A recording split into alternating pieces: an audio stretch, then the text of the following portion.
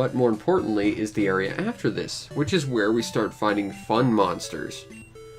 You know, it's not like we're already pretty much through the game or anything, but okay.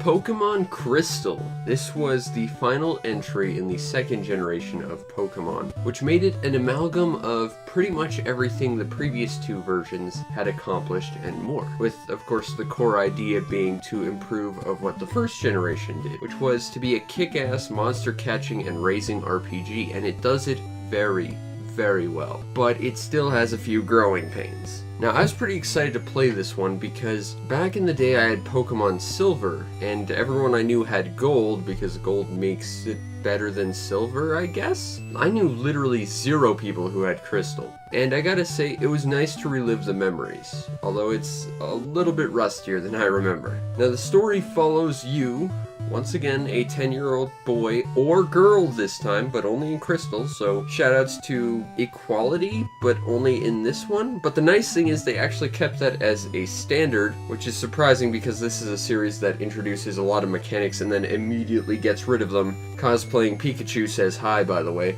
And because you've turned 10, that means you're responsible to have a monster capable of destroying the world, so go to it. And while you're at it, go beat up a bunch of gym leaders, steal their badges, defeat terrorists, and prove once and for all that once again you are the very best, like no one ever was. Except this one takes the story a little bit deeper, not necessarily in the sense it gets more complex or anything.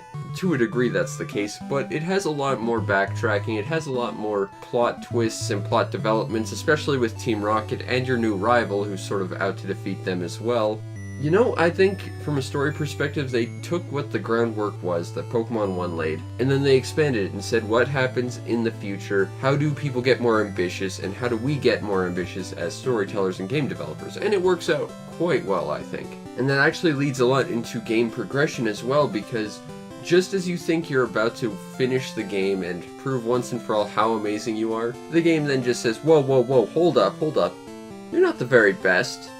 There was already one before you, and you can't even see them until you've proven that you can defeat a second region of the game, making this the biggest game in the series. Also, shoutouts to the late Satoru Iwata for figuring out how to compress data in such a way that we actually got all of Kanto in this game, because seriously, before he came in to do this, Kanto was like 20 screens big, if that. It was kind of embarrassingly tiny comparatively. And again, anti-shoutouts to removing features, because when I started the third generation, I thought I could go back to the previous two worlds. That was not the case. Unfortunately, this is the only game in the series, at least officially, that lets you explore multiple regions and have this huge, winding adventure that has so many twists and turns. It's so cool. Now, the gameplay itself, in terms of combat, is your standard fare, very similar to the original. You know, you run into a random battle, you select your attacks, you try and weaken your monster by poisoning them or paralyzing them and beating them within an inch of their life, and then catching them to prove that you are their bestest friend.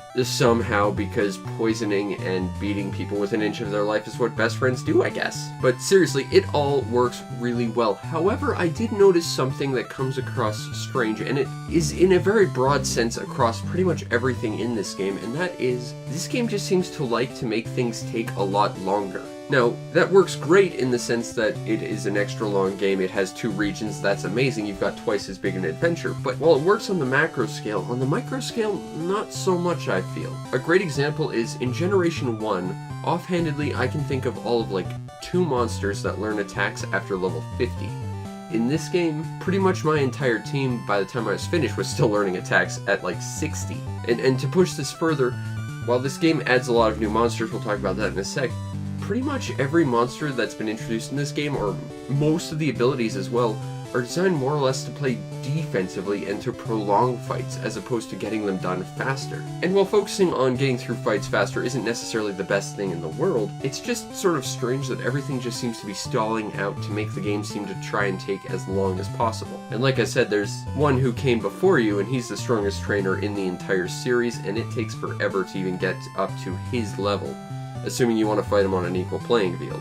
It just comes across as a little bit strange that everything in this game seems to be geared towards making everything take longer, or simply to stretch things out, especially considering how good the actual combat and the game still is. Maybe they just want you to really savor it or something. I don't know. I think if they sped up combat by, at the very least, making a few more offensive-oriented abilities or letting you learn abilities a little faster, that would certainly speed things up a little bit and I think make it a little bit more enjoyable. HMs are once again back, but they've had a bit of a quality of life change in that you don't have to go through as many menus to just use HMs anymore. You can just walk up to water, say, hey, this is water, I have surf, let's surf. That's awesome. I love that because that menuing nonsense was garbage. But you still gotta do it for Flash. And with the exception of like the penultimate room in the game, you don't ever need to use Flash whatsoever, so it's weird as an ability in general. And there's still problems with HMs. First and foremost, they still exist.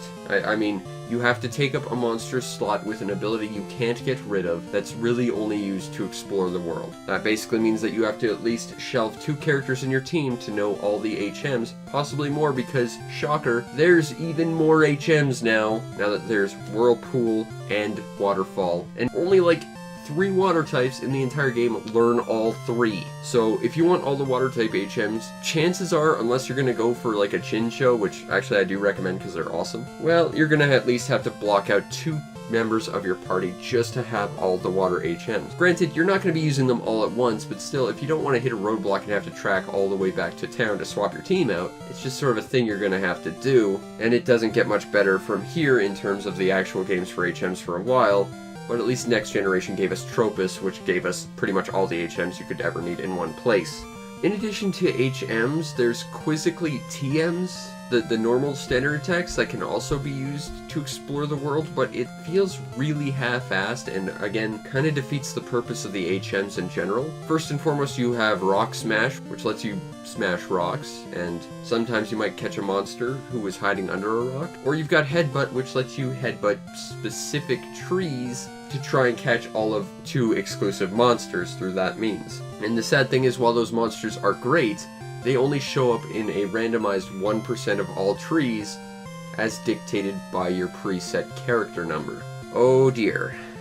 Yeah, there's a lot of problems with HMs, and they don't get better in this game, but they at least get a few quality of life tweaks that make it a little bit more bearable. Speaking of TMs and HMs, this game also adds breeding, which is an important feature that would later exist in all games, thankfully, which means that you can take 2 monsters, mash them together, and their offspring will later have the abilities of the previous parents, which means while TMs are once again still only temporary, which seriously, it would take like another 2 generations before they fix that, at the very least you can stretch them a little bit further, and while you can't get every move on any monster just by breeding, at the very least you can take your abilities a little bit further, especially if they're a personal favorite ability. Although I will note, it is a little strange that they literally address it as breeding, but they kind of dance around the subject in a really weird way that feels almost like they're trying to half-censor themselves. I'm not saying it's a bad way to do it, seeing as this is a game geared towards children, but still, it did come across as a little bit strange that you'd use that specific term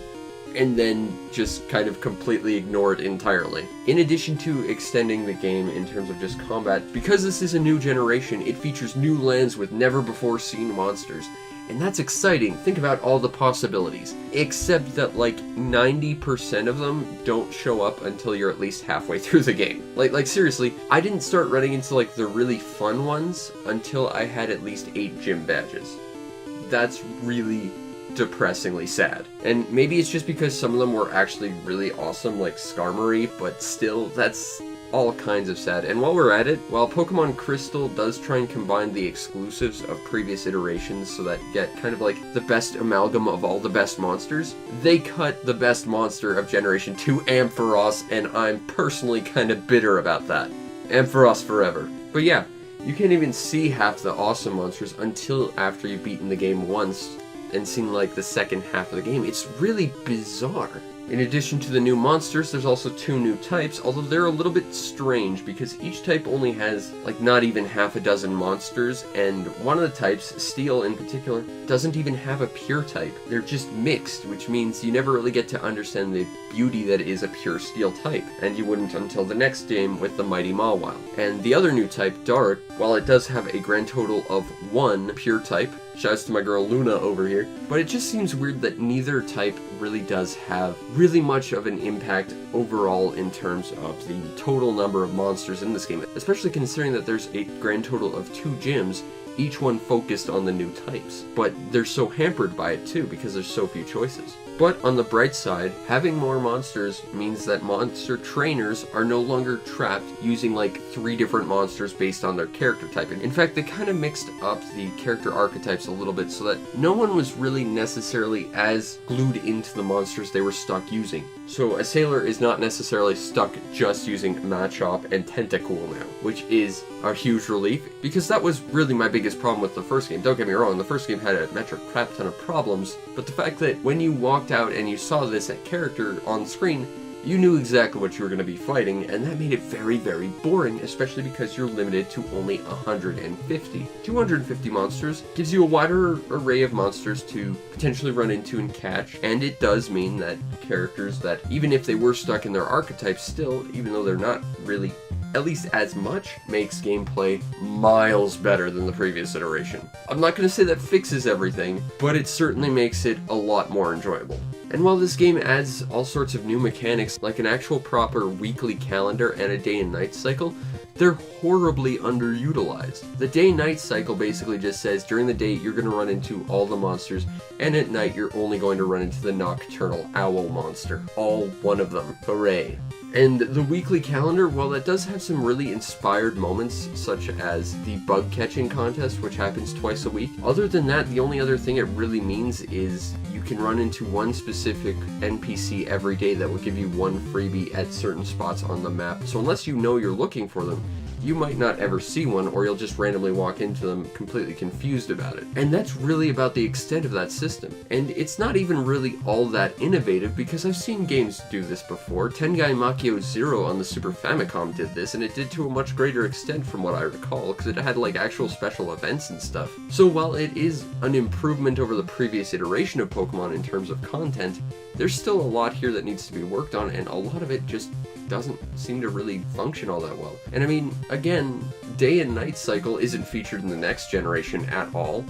It barely has a week system, and the week system is basically completely without value in that game too. It's just weird to see a game trying to expand on everything it does and adding these new concepts that could be taken in so many different interesting ways, and then basically do nothing with it and then completely retract it. And that's kind of the complete MO of this game, which is just bizarre. But that said, they did add more monsters, which is kind of my biggest issue with the first game. And they smartly didn't add so many as to more than double the roster or anything. It's actually about a 60% increase in total monsters. And they actually do feel genuinely interesting and different when you run into them. It's just, you run into so many very late in the game, because they pepper so many of the old school guys in. And I mean, if this is a new land with new monsters and new ways to explore and evolve them, why not feature that a little bit more prominently? You know, why not leave more of the old school monsters in the old school region that you can go visit later if you want to, and have a greater focus on the newer ones in the new region? But it's not really the case, which is a little strange. But that's Generation 2 of Pokemon. It took everything that the first game did and tried to do it better, and in a lot of respects there's quite a few quality of life changes that make it better. The bigger world is amazing, the new monsters are great, but there's still a lot of problems. They don't focus as much on the newer monsters, which would once again be changed in the sequel for the better. It feels like they still have an overemphasis on HMs, because now there's more, and now they're even more situational, and they still basically ruin your monster if you put them on them, so don't do it. Plus you can create your own Pokeballs.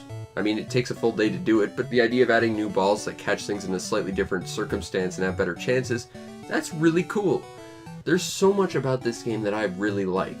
But that said, I still don't consider this like the pinnacle of Pokemon or anything. It still does feel pretty dated, but comparatively to the first one, at the very least, trainers mix up their monsters a little bit more. Sure, fishermen are still going to use mostly water types, but at least they're not stuck using Goldeen or Tentacool because that's all they've got. At least they've got a bit more monsters to work with.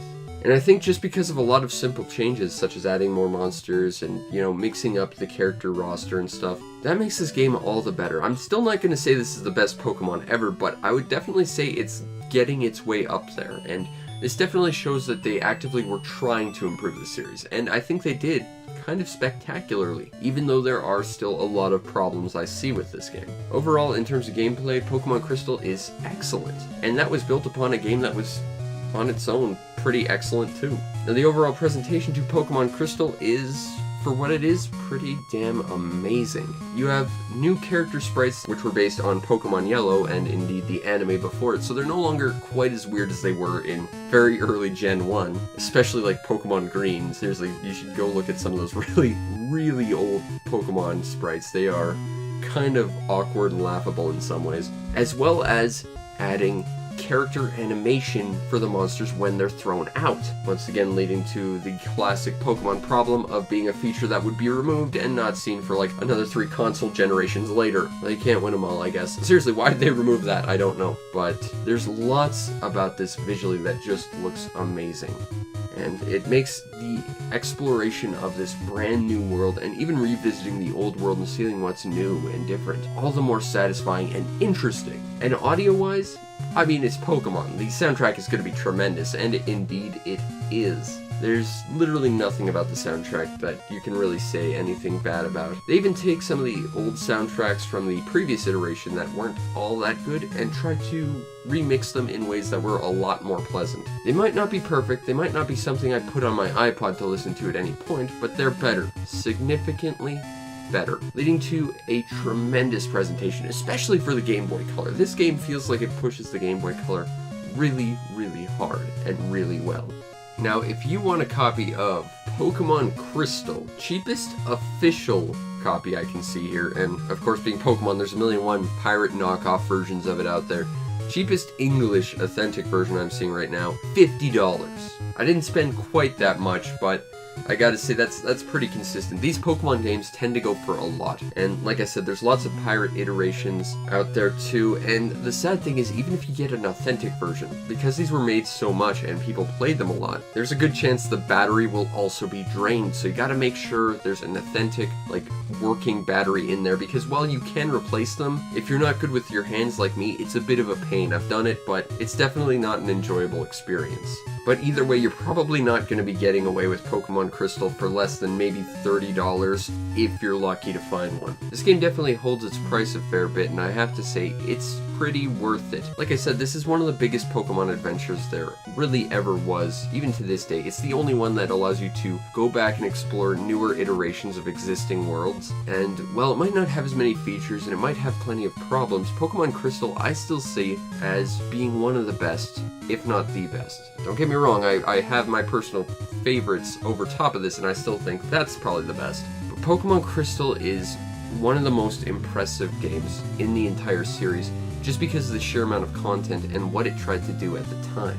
This game is amazing, and even if you don't like Pokemon or even RPGs, I think you need to get this just to see what the Game Boy Color pushed to its limits really can do. And even if you don't like Pokemon but you like RPGs, this is a great one to jump into because of how many features it has. And, you know, if you like Pokemon, this is a no-brainer. You should have this because this game is amazing. If you can get past the fact that it axed Ampharos for whatever baffling reason. Seriously, bring Ampharos back. He was awesome. But, you know, Pokemon Crystal is an amazing iteration on an excellent series. It does so much right, and while it does a lot wrong, purely looking at it from the perspective of going from Generation 1 to Generation 2, this game is significantly better by leaps and bounds. I think both are absolutely necessary in any Game Boy Color, Game Boy library, but this game, if you can get a hold of it, is an absolute must-have. Because with this Pokemon game, it's crystal clear how amazing it is, and how amazing the series can be. Let's use Max Potion now, because I feel like we're not going to get a better chance.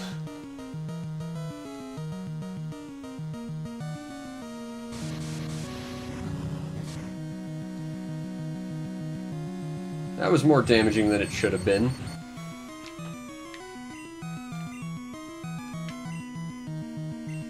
Oh, good. Because dragons, they're balanced, right?